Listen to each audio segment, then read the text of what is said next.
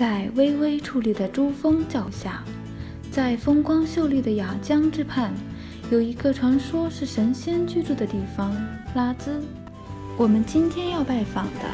是拉孜县著名的藏刀工匠普达瓦。走进拉孜村合作社藏刀制作间，眼前这位头盘红色发结、神情专注地敲打着小零件的老人，正是普达瓦。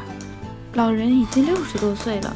制作藏刀的手艺在他的家族已经传承了100多年。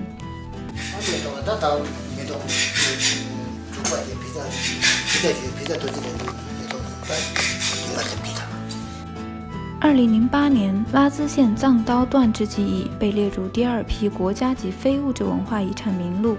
普达瓦为该项技艺传承人之一。